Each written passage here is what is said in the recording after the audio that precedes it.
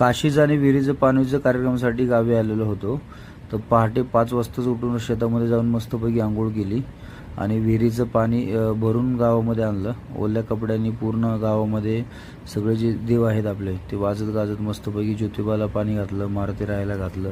पूर्ण गावातले सर्व देवांना ते आपलं विहिरीचं पाणी घातलं, नारळ वगैरे फोडलं, सगळ्या देवांची दर्शन वगैरे घेतले आणि त्यानंतर आपलं काशीचं पाणी आणि विहिरीचं पाणी जो उजवायचा कार्यक्रम होता 24 एप्रिलला, तर तो आपण पार पाडला. तर त्याचं पूर्ण रूपरेषा आपण या व्हिडिओमार्फत आपण सांगणार आहोत. ज्योतिबाच्या इथं आपण पाणी घातल्यानंतर आपले जे काटे असतात त्या काट्यांना पण पाणी घातलं, गुलाल वगैरे लावलं.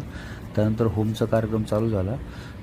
साधारणतः 4 तास होम चालला होता. होमला पूजा करण्यासाठी काशीला वडील गेले होते, म्हणजे वडील आणि आई, म्हणजे तात्या आणि आई होमच्या कार्यक्रमाला बसले होते आणि तिथे गुरुजी आले होते आपले.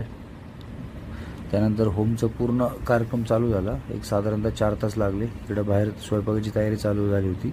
सगळे गावातले मधले आपले भाऊकीतले किंवा जे शेजारी वगैरे जे आहेत ना, सगळे स्वयंपाक करण्यासाठी मदतीसाठी आले होते. गावाकडे ह्या खूप गोष्टी चांगल्या आहेत की एखादं कुठलंही कार्य असेल घरामध्ये तर सगळे भाऊकीतले किंवा शेजारी राहणारे गावातले सगळे लोक मदतीला धावून जातात.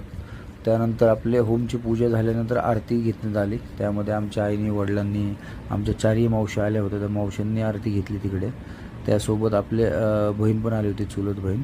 त्यानंतर अक्का आपली नाही का, चुलते आमची वहिनी, तांबिले वहिनी, त्यानंतर वडील आणि मामाश्री, त्यानंतर आमचे मावस भाऊ आणि मामा, बहीण आणि दाजी, सर्वांनी आरतीचा मान घेतला. ह्या आमच्या मामी आहेत, भावाची सासू. त्यानंतर इथे तुम्ही बघू शकता आमचे सासू सासरे पण आहेत. हे आमच्या आजी आहेत, म्हणजे आमचे चुलत्यांचे आई आहेत, मेहुणे वगैरे सगळे जे जे कार्यक्रमाला आले होते त्यांना सगळ्यांना आपण आरतीचा मान दिलेला आहे. आणि त्या प्रकारे आरती झाल्यानंतर आपण महाप्रसाद ठेवला होता. तसंच शेतामध्ये आपलं विहिरीच्या पूजनासाठी जायचं होतं म्हणून सगळे घरामधलं सगळं होम वगैरे झाला.